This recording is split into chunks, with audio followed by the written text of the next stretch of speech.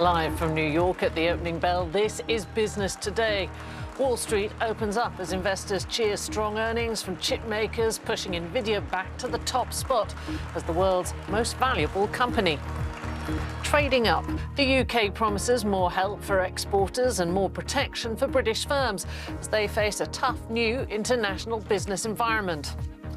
And main stage capitalism, mega music festival Glastonbury is bigger than ever. So why are smaller rivals struggling to survive?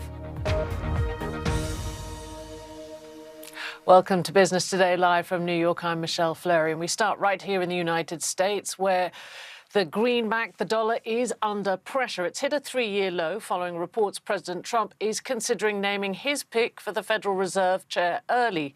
Now, according to the Wall Street Journal, Jerome Powell's replacement could be announced as soon as this summer, which could undermine the central bank, fueling bets on interest rate cuts. This as revised figures show the US economy shrank at a 0.5% annual pace from January to March. That was far more than previously thought. For more on all of this, I'm joined by Victoria Fernandez, Chief Market Strategist at Crossmark Global Investments. Victoria, good to see you this morning. I want to start, though, with the S&P 500, flirting with a record high. You've got Nvidia, again, sort of reaching for the sky. What is driving these markets when you consider geopolitical tensions, tariffs, and what we just referred to there about uncertainty at the Fed? Right.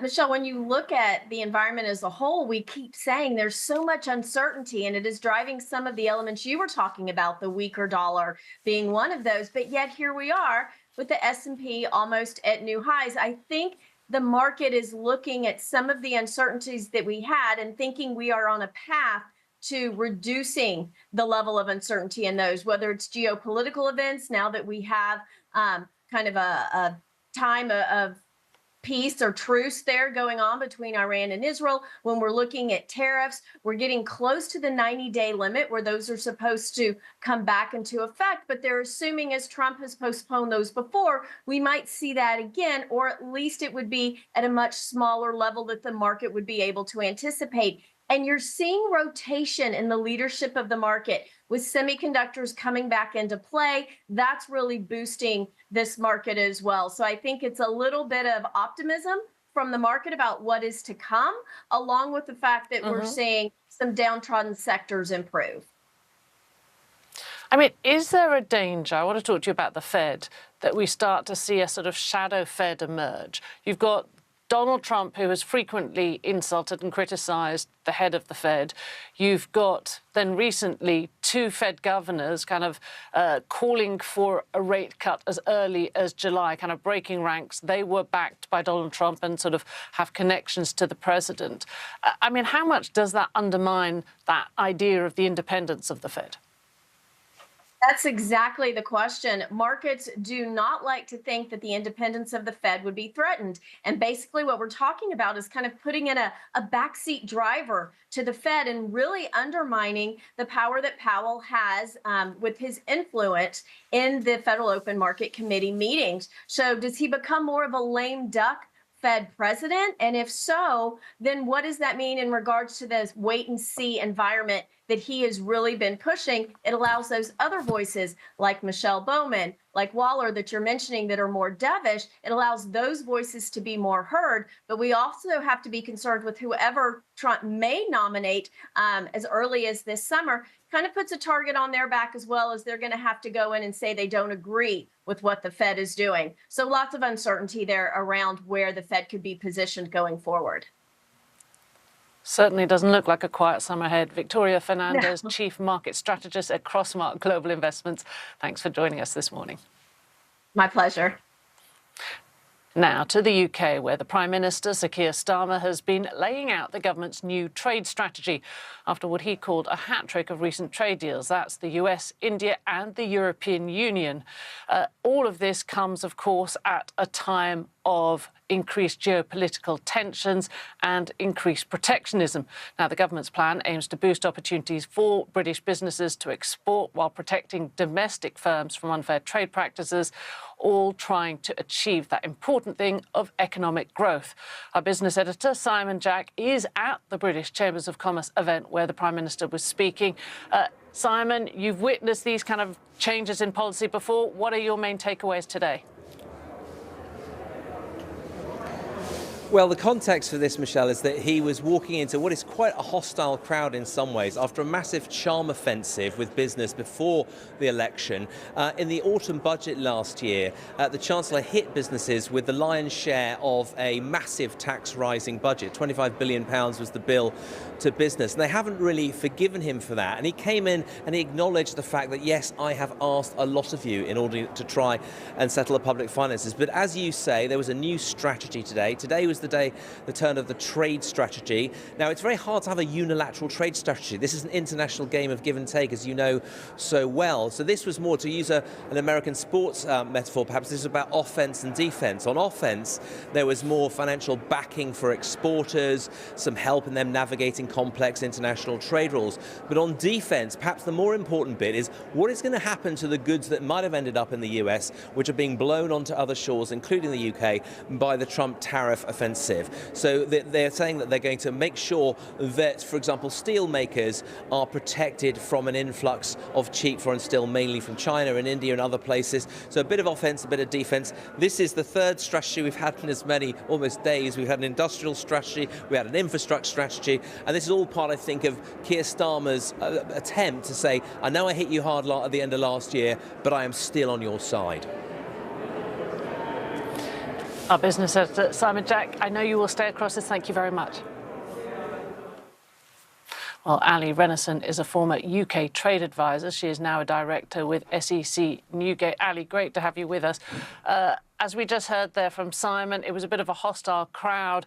But the fact of the matter is exports have been weak. It's been a drag on UK growth. Do you think this addresses that? Well, I think this is reflective of the reality that we're in, which is we are now in a world where trade, as to think about economic security, and I think that's where the defense part of that comes in, is making sure that the government can respond to whether it's sort of dumped goods or sort of unfair trade practices from other countries. But I do think it's important to stress that what I see out of this trade strategy, which is a fairly grown-up one that tries to bridge together policy measures with kind of practical measures around customs and border processes. You heard the likes of the British International Freight Association, Logistics UK, we're very happy to see that part of it, that says we fundamentally believe ultimately that trade is still part of our way to economic growth. And I think that's an important message to be heard. I mean, one of the measures that are included in this idea of joining the European Customs Pact, the Pan-Euro-Mediterranean Convention.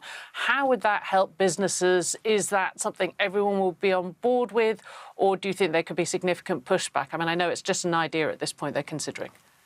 Yeah, they're consulting on it. And ultimately what rules of origin are about are saying if you've got sort of parts and components coming from other countries, how do we factor that in to ensure that you still get preferential tariff access to the countries that are negotiating? So ultimately, let's say at the moment between the UK and the EU, we have bilateral accumulation rules of origin, which means that really only stuff coming in from the UK and the EU gets counted towards preferential tariff access. If you've got a lot of content, let's say your car is coming from other parts of the world, they don't. And I think PEM, the Pan-European Mediterranean Convention, is an attempt to try and address the complexity of global supply chains just to make sure that those things get counted in and you still get your tariff access. I mean, is this enough to try and address the headwinds we see from rising protectionism? I think it depends on your vantage point, ultimately. I think it's very important that you have a government that is saying we still believe that the way in which we want to approach trade matters for our economic future, for our economic growth. We have also balanced that by saying we're going to have these deterrent tools, tougher trade tools, question mark about whether they actually get used. But one of the things I also think that's quite important is that, very often with free trade deals that take many years to negotiate, I think businesses sometimes kind of lose interest. And one of the things the trade strategy tries to do is say, we hear you, we're going to do smaller, basically mini deals, let's say sector specific ones that align to the industrial strategy so that we can make progress quicker and you can actually, as business and economy, feel the benefits of what our trade policy moves are actually doing. Ali Renison, we're going to have to leave it there, but thanks for joining us. Now to the gates in the UK, where we are seeing them open at Glastonbury as the world-famous music festival gets underway. Over 200,000 people will be at this year's extravaganza, with thousands of performers looking to wow the crowds on over 100 stages. The BBC has been speaking to some of the festival goers. Welcome to Glastonbury, everyone. Keep moving. You can't do this to me. I've been queuing since 3 a.m. Best festival in the world, hands down, better than anything. Looking forward to seeing the Sister Sisters. I think that'll be a good blast. We attend the festival every year. I've been coming here since I was 16. I'm not going to tell you my age now, but for many, many years. But yeah, I would never, ever miss a year. It's just the best. A view there from some festival goers. But Glastonbury's phenomenal success masks some serious challenges for the wider festival business. Almost 250 annual events in the UK have disappeared since 2019, according to a new report. John Rostron, CEO of the Association of Independent Festivals, explained why so many are struggling. The costs, really, of running a festival, that's been the big challenge. It's a big, risky business, putting on an event. Costs have risen tremendously since Brexit and the pandemic together. And also supplier chain terms have got really tough since that time. And so for a lot of the festivals, most festivals in the UK are independent.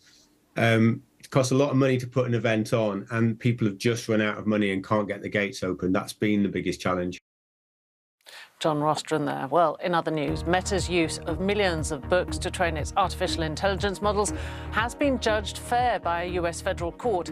Around a dozen authors had brought the case forward following how Meta had used a library of millions of online books to train its AI models. This case is among dozens of legal battles working their way through the courts as creators seek financial compensation for their work being used by big tech. The former boss of Barclays Bank, Jes Staley, has lost his appeal against a ban from working in the financial industry. The ban was proposed by the UK's Financial Conduct Authority. It also fined him $2.28 million for misleading them about his links to the late disgraced financier American Jeffrey Epstein. Staley had challenged the decision in court, but the tribunal ruled against him. And dating app Bumble is axing almost a third of its workforce as it struggles to grow, and investors are downbeat on its future prospects. In a note to staff, Chief Executive Whitney Wolfe Herd said she was responding to pressures facing the company as the dating industry faces an inflection point. And just a reminder, the markets are all higher, the S&P 500 rising near that record. And that is it from us here on Business Today. Do stay profitable. Goodbye.